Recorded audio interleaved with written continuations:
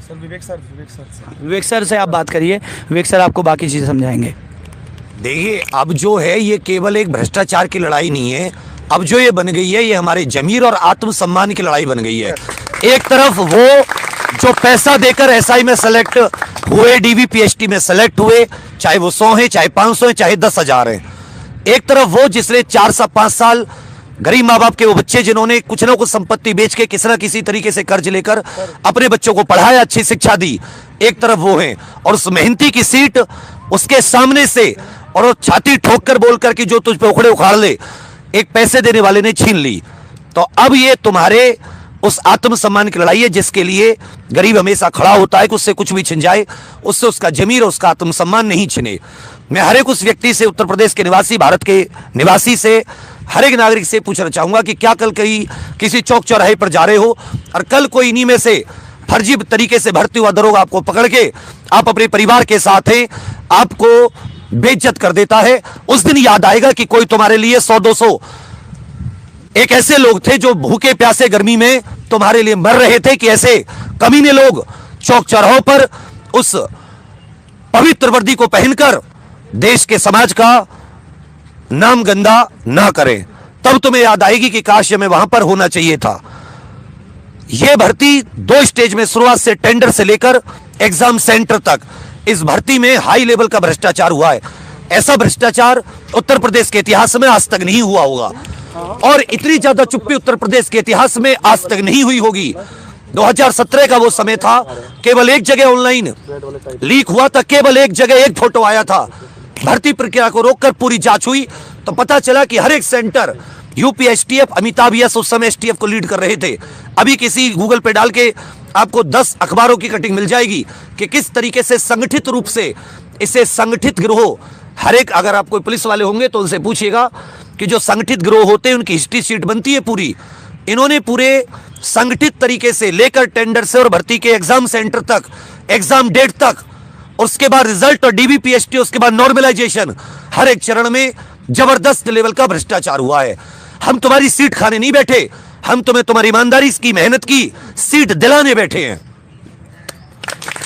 शर्म की बात इतनी है कि हम लोगों को बैठना पड़ रहा है जिसके ऊपर, जिसका कोई कहीं तक मतलब नहीं बनता। किसके लिए? कि तुम्हें मेहनत करना सिखाया था, उसके लिए। तुम लोग आस पड़ोस के भी हजारों लोग होंगे जो इससे पीड़ित होंगे, लेकिन तुम में से कोई अपने हक की आवाज उठा रहा। हमें खुशी रहेगी, हमें गर्व रहेगा कि हमने जो पढ़ा किताबों में बचपन से, उन संवैधानिक अधिकारों की जाकर हमने मांग की। हमें गर्व रहेगा कि हमने जो भगत सिंह, सुखदेव, आजाद जी, इनकी कहानियों को पढ़ के सीखा, बाबा साहब के संघर्ष को देखकर जो हमने सीखा, महात्मा गांधी जी के संघर्ष को देखकर जो सीखा, उससे अपने जीवन में जिया। मरेंगे तो आत्मा आराम से आंखें मिलाकर बात कर पाएगी, ना कि उन भेड़ियों की तरह जो चोरी से करके उस पवित्र वर्दी को धारण करना चाहते हैं। एक बार फिर से याद दिला दें, एक भी भर्ती नहीं होगा जिसने भी चोरी की है, यही मर जाएंगे। लेकिन याद रखिएगा, तुम में से एक को भर्ती नहीं होने देंगे। चाहे तुम मेरे कार्यालय पर धरना दे दो, चाहे तुम जेल तो जाओगे अलग से। अगर तुमने किसी प्रकार से फिजिकल कुछ भी करने की कोशिश की, तुम में दम है, तुम भी जाओ, कहो जाके खुलेआम कि हमने चोरी की, हमें जाने दो, हमें भर्ती हो जाने दो। पर यह दम नहीं है कहने का, तो हक नहीं है तुम्हारा चोरी से सीट लेने का। अब ये बच्चे यहाँ पे खूब, ऐसी संख्या कम नहीं है, इतनी 48 डिग्री 47 डिग्री अगर टेम्परेचर में यहाँ पर अगर एक बच्चा भी बैठे ना, तो समझना वो किसी शेर का जना बच्चा है, वो किसी गीदड़ का नहीं है। आज शाम 5 बजे, आज 17 मई शाम 5 बजे हम एक लाइव कर रहे हैं, उसमें बहुत तगड़े सबूत है शुरुआत से लेकर। वो सारे सबूत में पीडीएफ बना के आप लोगों को दे दिए जाएंगे, सब उस पर एक बार चर्चा कर लीजिएगा। लगे कि भ्रष्टाचार है तो कल सुबह यहाँ पे आ जाइएगा, नहीं तो कल हम लोग उठ जाएंगे। जब आप अपने लिए नहीं लड़ सकते तो तुम्हारे लिए हम भी नहीं लड़ सकते। ये फिर से बता रहा हूँ, बेवकूफ नहीं है जो यहाँ पे कुछ सबूत के आधार पे यहाँ पे खड़े होंगे।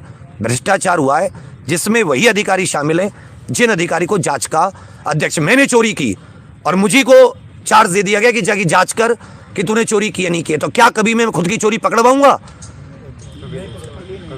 अरे तो कोई अंधबुद्धि व्यक्ति भी जानेगा कि खुद कोई चोर अपनी चोरी नहीं पकड़वाता। चोर खुद चोरी की बात बता देता तो पुलिस की जरूरत क्या थी?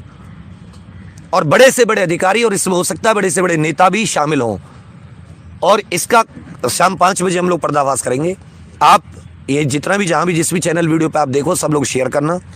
अहम बात, ज़्यादा से ज़्यादा शेयर, ज्यादा से ज्यादा, ये तुम्हारी ही लड़ाई है, मतलब कि ये सबसे ऊपर हो। आज ये चीज आज भारत में सबसे ऊपर होनी चाहिए, क्योंकि ये मूल अत्याचार है, न कि दूसरी बात। उसको सुनिएगा, उन सबूतों को देखिएगा। कोई आपका प्रेस में हो, कोई आपका मीडिया में हो, तो उनसे जरूर कहिएगा कि वो आज शाम 5 बजे हमारे यहाँ आके इको गार्डन में धरना स्थल पर, वो हमारी एक लाइव प्रेस कॉन्फ्रेंस, ये पर्दाफाश भ्रष्टाचार, ये लोग जरूर देखें।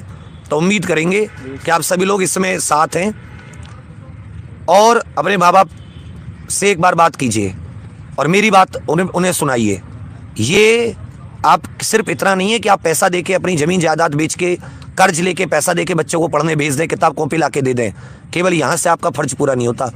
अन्याय हुआ है साफ साफ, ईमानदारी का दम भरने वाली सरकार में कहो घोर अन्याय।